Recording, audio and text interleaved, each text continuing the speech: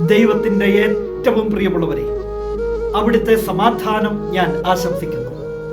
ഇന്ന് കർത്താവ് നമുക്ക് നൽകുന്ന ദൂത് വിശുദ്ധ ലൂക്കാ എഴുതിയ സുവിശേഷം 16-ാം അധ്യായം 21-ാം തിരുവചനം. ധനവാന്റെ മേശയിൽ നിന്ന് വീണിരുന്നവ കൊണ്ട് വിശപ്പടക്കാൻ അവൻ ആഗ്രഹിച്ചു. നായ്ക്കൾ വന്ന് അവന്റെ വ്രണങ്ങൾ നക്കിയിരുന്നു. ഒരു മനുഷ്യന്റെ ഏറ്റവും പരിതാപകരമായ അവസ്ഥ ക്രിസ്തു കാണിച്ചു തരുന്നുണ്ട് ഈ തിരുവചനത്തിൽ. ആ ധനവാനോ ചമന്ന പട്ടണിഞ്ഞ് സുഖസമൃദ്ധമായി ഭക്ഷിച്ച് ആനന്ദിച്ച് ജീവിച്ചു.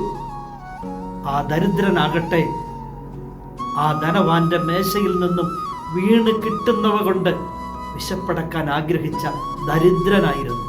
എന്നിട്ട് തിരുവചനം പറയുകയാ, ആ ദരിദ്രൻ മരിച്ചു. ദൈവത്തിന്റെ ദൂതന്മാർ അവനെ അബ്രാഹത്തിന്റെ മടിയിലേക്ക് സംവഹിച്ചു. ആ ദരിദ്രന് ഒരു പേരുണ്ടായിരുന്നു, ലാസർ. എന്നാൽ സുഖസമൃദ്ധമായി ഭക്ഷിച്ചാനന്ദിച്ച് തന്റെ പടിവാതിക്കൽ കിടന്നവനെ പോലും കാണാതെ പോയ ആ മനുഷ്യന് പേരില്ലായിരുന്നു, ധനികൻ എന്ന് മാത്രം. ഇന്ന് ഇത് കേൾക്കുന്ന എൻ്റെ പ്രിയമുള്ളവരെ, നമ്മുടെ ജീവിതത്തിന്റെ പടിവാതിക്കൽ നമ്മുടെ കാരുണ്യം കാത്ത് ആരും കാത്തുകിടക്കാൻ അവസരം ഉണ്ടാകാതിരിക്കട്ടെ.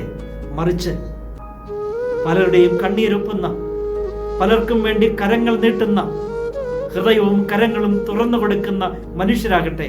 അപ്പോൾ അവരുടെ ഹൃദയങ്ങളിൽ നമുക്കൊരു പേരുണ്ടാകും, ദൈവത്തിന് ഇഷ്ടമുള്ള പേര്.